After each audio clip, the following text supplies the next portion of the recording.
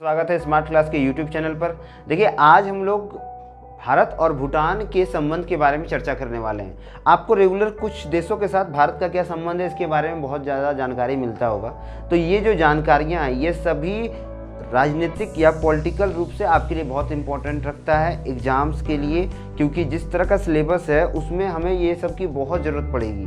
तो अभी तक हम लोगों ने जितना वीडियोस बनाया है भारत के साथ अन्य देशों के किस तरह संबंध है जो एशिया महाद्वीप में है या फिर आउट ऑफ एशिया में है, उससे जुड़ा हम लोग टोटल जानकारी कर रहे हैं। एक वीडियो और आएगा जो भारत और पाकिस्तान के संबंध को दिखाएगा कि अभी तक भारत और पाकिस्तान में क्या नॉर्मल संबंध हुआ है। तब तक के लिए हम लोग इस वीडियो को शुरू करते हैं। देखिए, वीडियो में आज हम लोग डिस्कशन करने वाले हैं कि भारत और भूटान किस तरह से एक दूसरे का संबंधित देश है, किस तरह से भारत ने भूटान को पड़ोसी पहले नीति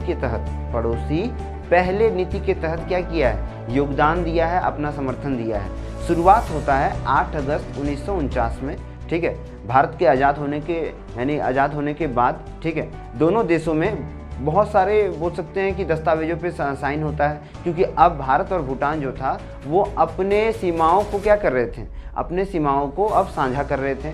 और 8 अगस्त 1949 से दार्जिलिंग रक्षा और विदेश मामले में भारत और भूटान ने ये साफ तौर पर कह दिया था पूरे विश्व को कि हम दोनों देश खुले रूप से एक दूसरे का समर्थन करते हैं और इन दोनों देशों की, ठीक है, इन दोनों देशों की जो सीमाएं हैं वो खुली है। इन्हें जिस तरह नेपाल के साथ भारत का खुला सीमा लगता है, उसी तरह सेम भूटान के साथ भारत का जो सीमा लगता है वो खुला है।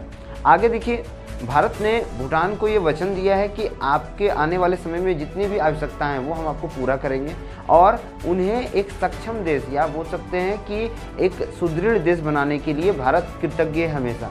भारत के द्वारा भूटान को बहुत सी सहायता मिली है और मिलते जाती है। लगभग 45,000 करोड़ रुपए जो है भारत जो है अभी तक भूटान को दे चुका है उसकी आर्थिक स्थिति को सुधारने के लिए। लगातार भारत और भूटान के अच्छे संबंध होने के कारण भूटान के जो जितने भी प्रधानमंत्री हैं, भूटान के जितने भी राष्ट्रपति हैं, जितने भी उनके मंत्री संगठन हैं, वो सभी भारत के सपोर्ट में रहते हैं। भारत के लोग और भूटान के लोगों के बीच अच्छे भाईचारे का एक संबंध बना हुआ है। इसलिए भूटान जो है, ठीक है, इसलिए भूटान और भारत इन दोनों में दोनों देशों के लोग बिना वीज़ा के आना जाना कर सकते हैं। अब देखिए, कुछ भूटान के इंपॉर्टेंट फैक्ट्स बता देता हूँ। सबसे पहले आप बचपन से अगर नहीं सुने होंगे तो बहुत कोई आपको छोटे छोटे जीके में मिल जाता होगा कि भूटान एक ऐसा देश है जहाँ पर एक भी सिनेमा हॉल नहीं है। दूसरा चीज़, भूटान में जैसे हम लोग का यहाँ पर विवाह होता है तो क्या होता है कि लड़की जाती है ससुराल, लेकिन भूटान में लड़के जाते हैं ससुराल, ठीक है, ये वहाँ नियम है। तीसरा चीज़, भूटान जो है एक ऐसा देश है जहाँ पर प्लास्टिक और तंबाकू पूरी तरह बैन है। अगर आपको इन दोनों चीज़ों के साथ कभी देख लिया गया, मतलब आप प्लास्टिक के बैग का यूज़ कर रहे हैं या फिर तंबाकू का सेवन कर रहे हैं, तो वहाँ पर आपको लगभग 2 से 10 लाख तक का जुर्माना लग सकता है। साथ ही साथ 6 साल की सज़ा हो सकती है, जिसमें कोई भी बेल सिस्टम नहीं है। और इसके अलावा भूटान विश्व का सबसे बड़ा देश है जहां पर 90% लोग कृषि करते हैं, 90% लोग कृषि करते हैं। साथ ही साथ भूटान के संविधान में वहां की प्रकृति को संरक्षित करना, सुरक्षित करना अति आवश्यक है। वहां 60% से भी ज़्यादा जंगल है, 60% से भी ज़्यादा। साथ ही साथ और एक बात बता देता हूँ कि भूटान में अगर आप कोई भी जीव की हत्या करते हैं या शिकार करते हैं, वे पकड़े गए या शिकार करते हैं, तो आप पर बहुत सारी धाराएं लगाई दी जाती है। जो क्या होता है, जो लोगों जिस तरह किसी व्यक्ति को आप मारते हैं तो उस तरह की धारा वहाँ लग सकती है, आपको आजीवन कारावास हो सकता है। इतने कड़े नियम हैं। और एक चीज़ बता दे रहा हूँ, 1999 से ही भूटान में जो है टीवी का प्रचलन शुरू हुआ है और 2021 से, ठीक है, 2020 से जो है भूटान में इंटरनेट सेवा चालू की गई है। तो इस तरह से भूटान जो है विश्व के अन्य देशों से अलग भी है, लेकिन धीरे धीरे वहाँ पर बहुत कुछ चेंज हो रहा है। और एक चीज़ बता दे रहा हूँ, भूटान में 2008 में पहली बार जो था लोकतंत्र चुनाव हुआ। इससे पहले वहाँ राजशाही परिवार चलता था, राजाओं का राजतंत्र था, लेकिन राजाओं ने ही इसको क्या किया, लोगों के समक्ष रखा कि भूटान में भी लोकतंत्र बसना चाहिए। और लोकतंत्र के हवाले से वहाँ पर 20 ज़िले हैं जिसमें 47 सीटों के लिए क्या होता है, मतदान होता है। ये 2 चरण में होते हैं। पहला चरण जो होता है वहाँ पर क्या होता है कि जो भी मतदाता जिसको भी आप वोट देते हैं उसको क्या किया जाता है, मंत्रिमंडल के पास भेजा जाता है और मंत्रिमंडल 2 पार्टियों का चयन करती है, जिसमें जिस पार्टी को अधिक मंत्रिमंडल पसंद करेगा उसी को प्रधानमंत्री बनाया जाता है। ये प्रधानमंत्री बनाने का अधिकार वहाँ के जो राजा हैं उनको होता है। तो वहाँ पर भी अब लोकतंत्र कायम हो चुका है। उसके बाद भूटान में आप जो हैं जितने भी विदेशी यात्री हैं वो 1974 से पहले नहीं जा सकते थे आप विदेशी यात्री बन करके। 1974 से पहले भूटान जो था विश्व के एक ऐसे देश में था जहाँ पर कोई भी विदेशी नहीं जा सकता था, यानी आप दार्शनिक रूप से या फिर बोल सकते हैं घूमने के लिए नहीं जा सकते थे। लेकिन 1974 के बाद भूटान को क्या किया गया, ये सभी मान्यताएं दी गई। भूटान ने क्या किया, बाहरी दुनिया से संपर्क किया और धीरे धीरे वहाँ सभी लोगों का पर्यटन क्षेत्र बन गया। अब देखिए आगे का बात बताते हैं। भूटान और भारत के बीच में आदतन संधि हो चुका है। आदतन संधि एक ऐसा संधि है जिसमें दोनों देश अपनी संस्कृति, अपनी शिक्षा, अपने विज्ञान, स्वास्थ्य और खेल से जुड़े सभी प्रकार के क्या कर सकते हैं, मतलब बातों को साझा कर सकते हैं। ये 8 फरवरी 2007 को हुआ था। दोनों देशों के बीच ऐसी संधि हुई जिसमें दोनों देश क्या करेंगे, अपने सूचनाओं का आदान प्रदान करेंगे। 2008 में ये जिस तरह इसका चुनाव हुआ उसके बाद क्या हुआ, यहाँ पर 20 जिलों के अंदर लोगों ने बहुत सबसे अधिक मात्रा में 99% लोगों ने क्या किया था, अपना मतदान दिया था, जो सक्षम थे मतदान के लिए। भारत जो है इसमें भूटान का पूरा समर्थन करता है, क्योंकि भारत खुद एक विश्व का सबसे बड़ा लोकतंत्र देश है। तो भारत का ये कर्तव्य होता है कि भूटान जब संभल रहा है और जब वो शुरुआत से इस चीज़ में जुड़ा हुआ है तो उसकी सहायता करता है। देखिए धीरे धीरे 1971 में भारत के द्वारा, ठीक है, भारत के सिफारिश पर भूटान को यूनाइटेड नेशन यानी कि संयुक्त राष्ट्र में एक सदस्यता मिली। उसके बाद सार्क में, उसके बाद आपका जाकर के बिस्मटेक एक ग्रुप है, उसमें विश्व बैंक, IMF, इन सभी ग्रुपों में भारत के द्वारा भूटान को क्या किया गया, एक सदस्यता मिली। अब देखिए यहाँ तक क्लियर है कि भूटान और भारत का जो संबंध है वो राजनीतिक रूप से बहुत मजबूत है। लेकिन इसमें एक विलन भी होना चाहिए ना, जहाँ हीरो है और हीरोइन होता है वहाँ विलन भी होता है। तो अब विलन कौन है, विलन इसमें वही अपना छोटा नाक वाला चीन। ये बाबू क्या करते हैं कि ये भूटान को हर साल या हर समय या बोल सकते हैं कि बीच बीच में वो क्या करते हैं, आर्थिक तंगी का उसको हवाला दे करके उसको आर्थिक लाभ देने का प्रयास करते हैं। उसको ऐसे बातों को ये करते हैं, मतलब ऐसे चीज़ों को वो शेयर करते हैं भूटान के साथ, या पैसे के बल पर, या बोल देते हैं कि देखिए आपका क्षेत्र बहुत गरीब है तो हम यहाँ पर एक मेट्रो ट्रेन का लाइन खुलवा देंगे, हम एक सड़क बनाएंगे जो चाइना से भूटान के लिए जाएगा, हम पुल बनवा देंगे, ये करवा देंगे, वो करवा देंगे। तो भूटान के जो प्रधानमंत्री हैं वो देखिए बहुत ही शांतिप्रिय और बहुत ही मैत्रीपूर्ण लोग हैं। वो इसको सख्त मना कर देते हैं, क्योंकि उनको पता है कि अगर ऐसा करेंगे तो भूटान जो है वो धीरे धीरे किसके अंदर आ जाएगा, चाइना के अंदर आ जाएगा। देखिए चीन जो है वो एक ऐसा देश है जिसकी सीमा जो होती है वो 14 देशों से मिलती है।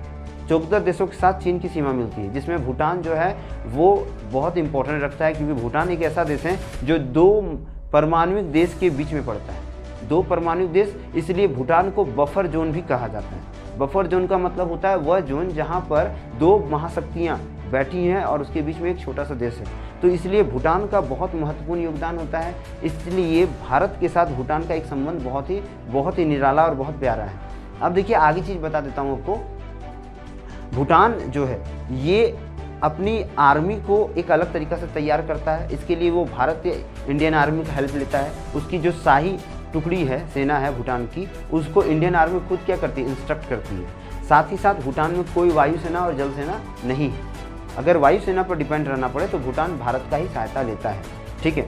उसके बाद अभी तक भूटान जो है वो चाइना के साथ 470 किलोमीटर का जो बॉर्डर लाइन है उसको साझा करता है, जबकि भारत के साथ 605 किलोमीटर की जो बॉर्डर सीमा रेखा है उसको साझा करता है। अब इन दोनों देशों का सबसे महत्वपूर्ण योगदान क्या है कि दोनों देशों में व्यापार संगठन बहुत अच्छा है। अभी तक जो है दोनों देशों के बीच 9,228 करोड़ रुपए का डीलिंग हो चुका है। ये 2018 के आंकड़े के आधार पर मैं आपको बता रहा हूँ, ठीक है। अब भूटान जो है वो भारत के साथ क्या क्या व्यापार करता है। सबसे पहले देखिए भूटान का भारत के साथ व्यापार क्या होता है। पहले तो भूटान जो है वो भारत के साथ सीमेंट का, इलायची का, आलू का, कई प्रकार के जो बोल सकते हैं आयुर्वेदिक दवाओं का, उसके बाद कई तरह के बोल सकते हैं लकड़ी के सामान, लकड़ी के बने हुए अच्छे चित्राकर्षित वस्तुएं और लकड़ियों का भी बहुत अधिक व्यापार होता है। भूटान जो है वो भारत को बहुत अधिक मात्रा में ऐसे चीज़ देते हैं, जैसे कि जो बहुत अधिक मात्रा में हमारे साइंटिस्ट यूज़ करते हैं। भूटान से भारत को बहुत अधिक मात्रा में खनिज पदार्थ भी प्राप्त होते हैं, ठीक है। अच्छा, भूटान जो है वो भारत को सबसे अधिक मात्रा में पाम ऑयल और आपका जा कर के ऐसी कई वस्तुएं देती हैं जो भारत के रोज़मर्रा में उपयोग किए जाते हैं। उसी तरह भारत जो है भूटान को बहुत तरह से व्यापार में सहायता करता है। जैसे भारत भूटान को मशीनरी सामान देता है, या फिर बोल सकते हैं स्पेयर पार्ट्स, गाड़ियों का व्यापार बहुत ज़्यादा होता है। उसके बाद भारत और भूटान के बीच में मेडिसिन, जिसको दवाएं बोलते हैं, उन दवाओं का भी बहुत ज़्यादा क्या होता है, व्यापार होता है। भारत और भूटान के बीच में सुरक्षा नीति के तहत बहुत सारे उपकरणों का भी व्यापार हुआ है। दोनों देशों के बीच हथियारों का भी जो व्यापार होता है वो बहुत अच्छे से होता है, और इस तरह से भारत और भूटान का व्यापार जो है वो बहुत ज़्यादा सुदृढ़ है। देखिए, अब अगला जो हम लोग पॉइंट में आते हैं, दोनों देशों के बीच जो कई सारे प्रोजेक्ट्स चलाए जाते हैं, जैसे जल विद्युत। देखिए, भूटान में भारत ने 4 जल विद्युत संयंत्र लगाए हैं जिसमें उसकी सहायता की है, जिसमें भूटान का 40% भाग है और भारत का 60% है। जिसमें इन जल विद्युतों द्वारा भारत अपनी जितनी भी विद्युत आवश्यकता है उसकी पूर्ति करता है, ठीक है। भूटान में जो भी विद्युत बोल सकते हैं, जितना भी विद्युत एरिया है या विद्युत उत्पादन होता है उसका भारत क्या करता है, 60% यूज़ करता है और 40% भूटान उसका यूज़ करता है। उसके बाद क्या है, एक प्रोजेक्ट दंतक, ये 1800 किलोमीटर का एक सड़क निर्माण परियोजना था, जिसे पहली बार भारत ने, ठीक है, पहली बार भारत ने भूटान के साथ शुरू किया था।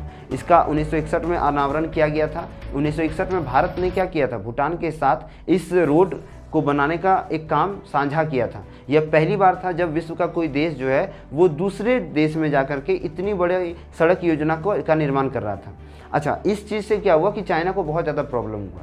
चाइना ने क्या किया, इसी चीज़ को देखते हुए भूटान के कुछ बॉर्डर इलाके और अरुणाचल प्रदेश के कुछ बॉर्डर इलाकों में क्या किया, अपने घुसपैठ जारी रखना शुरू कर दिया।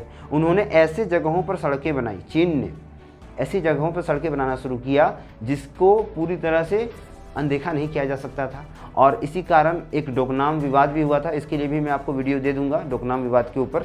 और इस तरह से जो है भूटान जो है वो भारत का समर्थन करता है। कई बार भूटान को चाइना जो है वो अपनी तरफ आकर्षित करने का प्रयास करता है, कई चीज़ों की सस्ते मूल्य पर कई वस्तुएं देने का प्रयास करता है। लेकिन भूटान भी ये जानता है कि चाइना जैसा देश जो हड़प नीति के तहत चलता है, जो ऐसी नीति के तहत चलता है जो कभी भी धोखा दे सकता है, और उन नीतियों के तहत भूटान का वो कभी भी समर्थन, भूटान जो है कभी भी चीन का समर्थन नहीं करता है। हाँ, दोनों देशों में बातचीत जो होने का वो होता है, लेकिन राजनीतिक रूप से दोनों देशों की जो दिशा है वो बहुत अलग है।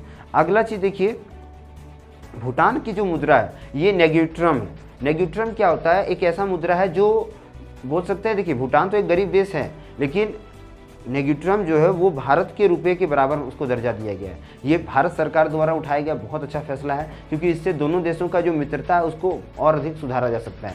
मतलब यहाँ मैं आपको बताना चाहता हूँ कि भारत में अगर 1 रुपये जो है वो भूटान के 1 नेग्युट्रम के बराबर होता है।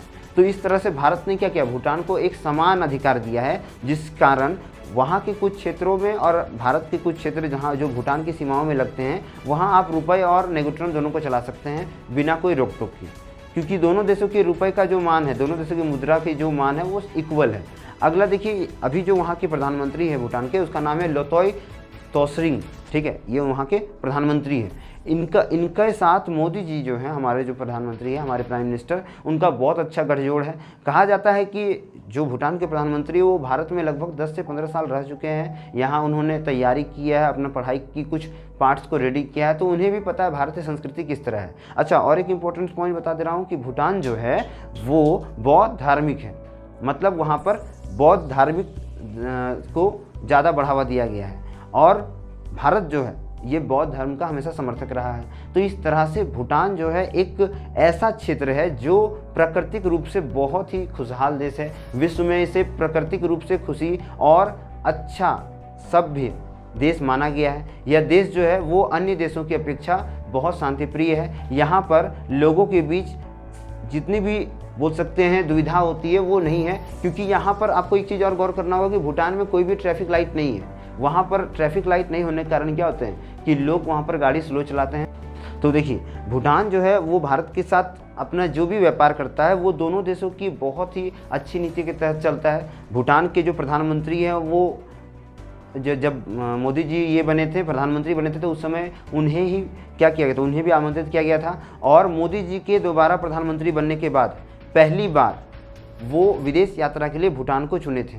तो जितना भी पॉइंट्स था भूटान से जुड़ा हुआ मैंने आपको सभी बता दिया।